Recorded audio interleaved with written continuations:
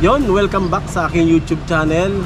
Ngayong araw ay may isi-share lang ako sa inyong panibagong video tungkol dito sa aking tinda na napapanahon ngayon. Ito, dagdag income at dagdag pagkakakitaan natin. Itong sinasabi ko sa inyong paninda ko, itong mango shake. Yan. At saka itong buko shake. Itong fresh buko shake. Mga kabayan, ito'y matagal ng uso, matagal ng tinitinda ito o marami nang nagtitinda nito. Naisipan ko lang na magtinda nito dahil nararamdaman nyo ba yung panahon? Magtatag-init na, palapit na yung summer. Kaya alam ko, patok na patok itong ganitong paninda. Yan mga kabayan, i-share ko lang sa inyo itong aking paninda nito. Pero bago ako magsimula, huwag mo sana kalimutang mag-subscribe. Jper TV, pindutin mo yung bell button, piliin mo yung all para maging updated ka sa mga video na katulad dito. Yan, ito po yung sinasabi ko sa inyo na dagdag income natin, dagdag pagkakitaan natin. Itong fresh na mango shake tsaka buko shake. Ito yung buko. Yan, lapit mo, pakita mo yung mango. Ayan yung mango natin. Yan, kung gusto nyo bumili nito, dito lang ito sa Purok 3, Sukat Muntinlupa. Ito yung mga baso natin. Yan. Ito yung pang mango shake. Itong dalawa na to. Meron tayo dito tig 35. Meron din tayong tig 45. Kayang kaya. Murang mura na yan. Fresh na fresh naman yan. Ito naman yung sa buko.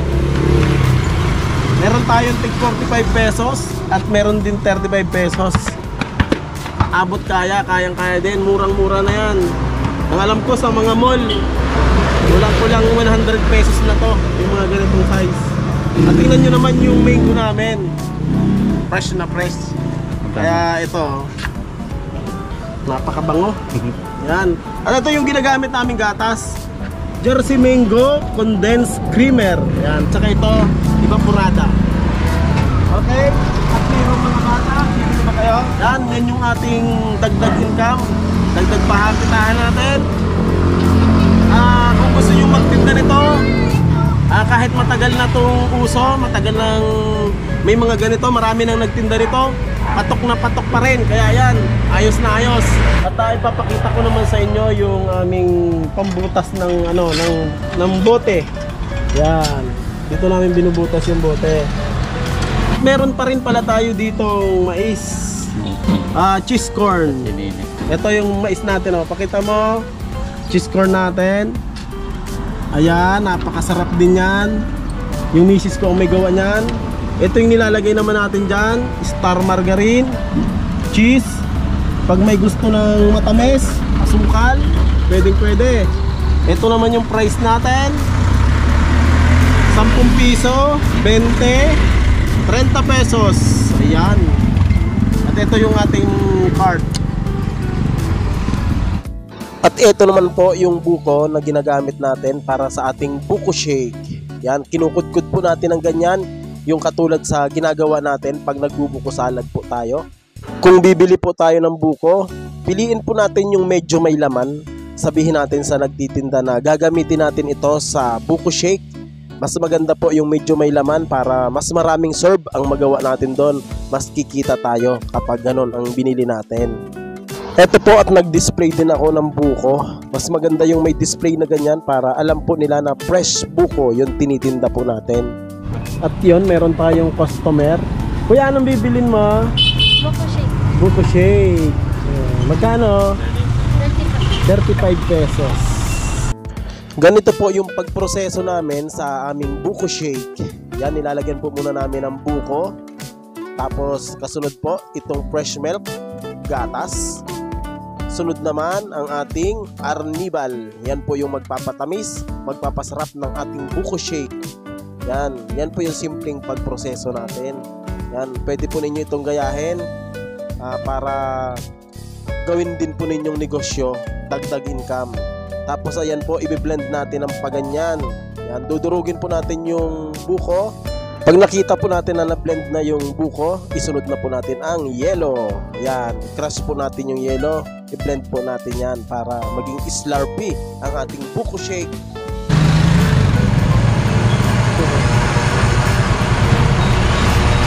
35 pesos yung bibilihin ni Kuya. Kuya, sa'yo ba yan? Okay.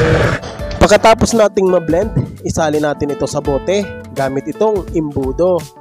At lagyan na rin natin ito ng takip. Sunod naman, butasan natin yung takip ng bote. Dito natin ilalagay yung straw ng buko shake. At yun, ready na po nating iserve ang ating napakasarap na buko shake. Lasahan mo Kuya kung masarap? Ano masasabi mo Kuya? Masarap. Masarap talaga naman. Okay. Matamis? Okay, salamat ha. Thank you very much. Ayan, at habang nagbablog tayo, nagkaroon tayo ng customer. Okay, at ngayon naman po ay mango naman yung ating isasample para sa inyo. Ayan. Okay, mango. Pakita mo yung mango natin.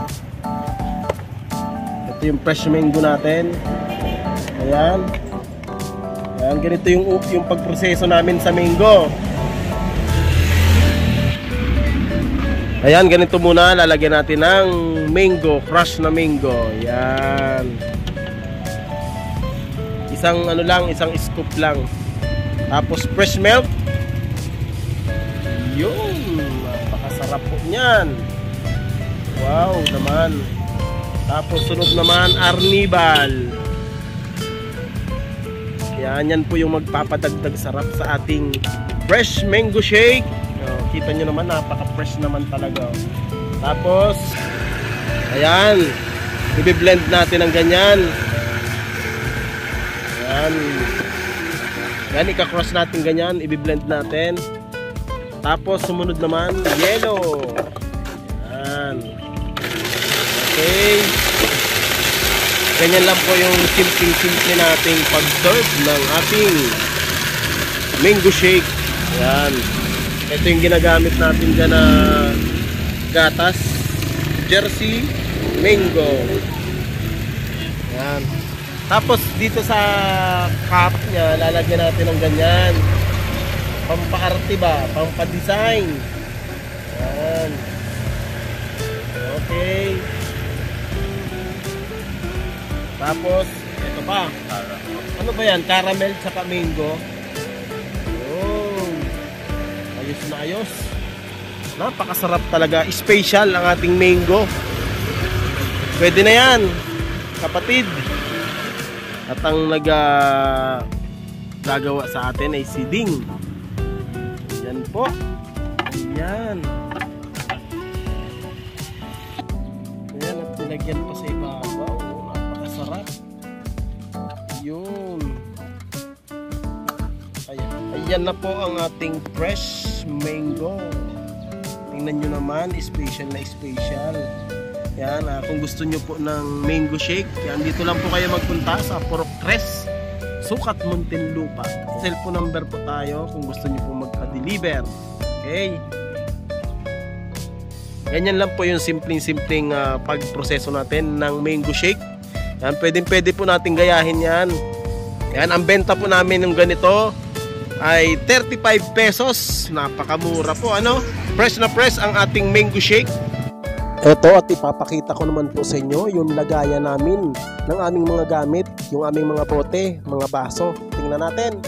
Ito po yung baso ng mango shake. Dito natin ilalagay sa may takip sa box para sigurado nating malinis ang ating paninda. Ito yung bote ng buko shake. Yan po. Tingnan natin. Ito yung tig 45. Yan, may pangalan natin yan. Pangalan ng tindahan natin ng fresh buko shake. Clet fresh buko shake. Pangalan ng anak namin. Tsaka may number din yan. Ito po yung ginagamit nating yellow sa ating buko shake at mango shake. Purified crushed ice. Yan. Tube ice po yan na giniling. Shoutout po sa supplier natin ng yellow, ang Private Ice Las Piñas. Diyan po nanggagaling ang ating crush ice at tube ice dahil nagdi-deliver din po tayo ng yellow dito sa ating area. Yan, napakalinis po niyan. Panatilihin nating malinis ang ating paninda para balik-balikan tayo ng ating mga suki. Yan ang importante po sa lahat. At dito naman po nakalagay sa isang box yung ating fresh milk. Magkahiwalay po kasi yung gatas ng buko shake at saka gatas ng mango shake. Yan. Dito rin nakalagay yung ating crush na mango at saka yung kinudkud nating buko. Meron po yung yelo para mapanatili po natin na fresh yung ating mga paninda. Yun lang guys, at maraming salamat sa inyong panonood. Kung nagustuhan mo itong aking video, huwag mo sana kalimutang mag-subscribe, J4 TV, at pindutin mo na rin yung bell button. Piliin mo yung all para updated ka sa mga video na katulad nito. Maraming salamat. Hanggang sa susunod nating video.